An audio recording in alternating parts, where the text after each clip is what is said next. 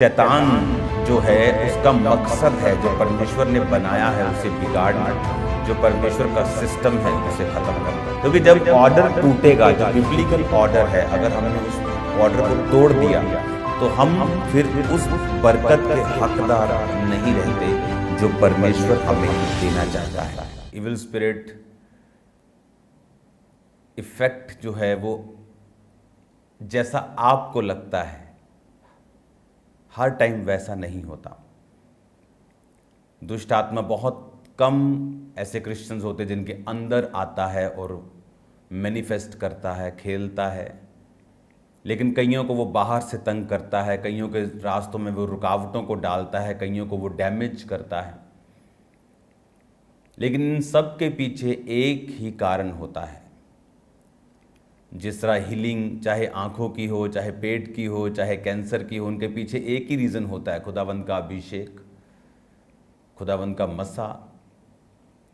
उसी तरह से ये सारी चीज़ें जो शैतानी हैं, वो फैमिली ब्रेकेज, वो फाइनेंशियल ब्रेकेज, वो बॉडी की बीमारी, उनके पीछे भी वो कारण शैतान है। और वचन स्पेशली हमें समझाता है कि शैतान इग्नोरेंस, जो इंसान की अज्ञानता है, उसमें काम करता है। इंफॉर्मेशन, जो नॉलेज है, इंफॉर्मेशन है, वो डिलीवरेंस है। आज से कुछ साल पहले जब किसी को टीबी होती थी तो वो उसे मालूम था कि वो इस दुनिया को छोड़ के अब जा रहा है। बट जब नॉलेज आई कि उसको क्योर कैसे करना है मेडिसिन के तौर पे, तो डिलीवरेंस आई। उसी तरह से स्पिरिचुअल लाइफ में भी जो शैतान के अटैक हैं वो कंटिन्यू होते रहेंगे और लोग इफ़ेक्ट होते रहेंगे, कुछ मर भी जाएंगे अगर वो नॉलेज को हासिल नहीं करेंगे। अगर डॉक्टर्स आगे ना आते तो शायद अभी भी टीबी से लोग मरते जाते। तो परमेश्वर, इसीलिए बाइबल कहती है परमेश्वर ने डॉक्टर्स को भेजा है बीमारों के लिए भी। जब डॉक्टर से काम नहीं होता तो परमेश्वर काम करता है। जब नेचुरल काम नहीं कर पाता तो सुपर नेचुरल काम करता है। लेकिन जब शैतान एक व्यक्ति की लाइफ में काम करता है, वो अच्छा हो, वो भला हो, इस कारण वो छुड़ाया नहीं जाता जब तक वो नॉलेज को हासिल ना करे। इसीलिए बाइबल कहती है, प्रभु यीशु मसीह ने जब अपने चेलों को भेजा 12 को, तो लिखा उन्हें अशुद्ध, पहला काम क्या किया, उन्हें अशुद्ध आत्माओं के ऊपर अधिकार दिया। परमेश्वर जानते थे कि जब तक इन्हें मैं अशुद्ध आत्माओं के ऊपर अधिकार नहीं दूंगा, ये क्या कर लेंगे, कुछ नहीं कर पाएंगे। क्योंकि शैतान जो है उसका मकसद है जो परमेश्वर ने बनाया है उसे बिगाड़ना, जो परमेश्वर का सिस्टम है उसे ख़त्म करना। तो वचन क्या करता है, जिस तरह एक घर जिसमें परमेश्वर ने एक ऑर्डर बनाया है, वो ऑर्डर क्या है कि परमेश्वर हमारा सिर है, वो आदमी का सिर है, औरत का सिर आदमी है, आदमी परमेश्वर के अधीन रहेगा, औरत आदमी के अधीन। एक सिस्टम, एक ऑर्डर परमेश्वर ने बनाया है।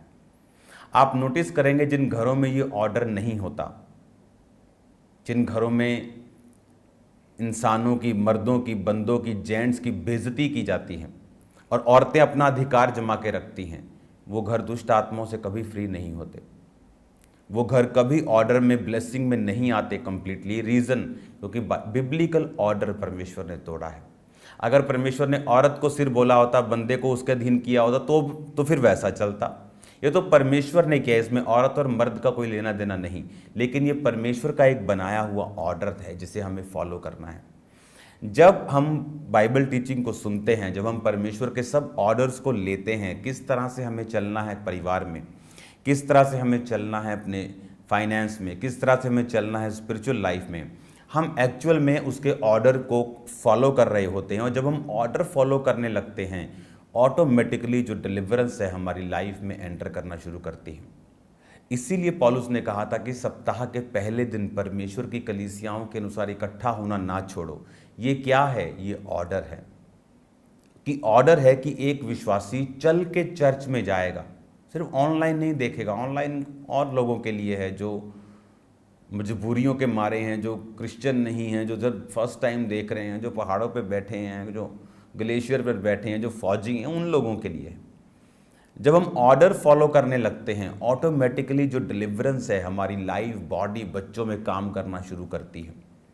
आज क्रिश्चियन लोग क्यों बॉन्डेजेस के नीचे, बंधनों के नीचे हैं? क्योंकि उन्होंने परमेश्वर के ऑर्डर को तोड़ा है।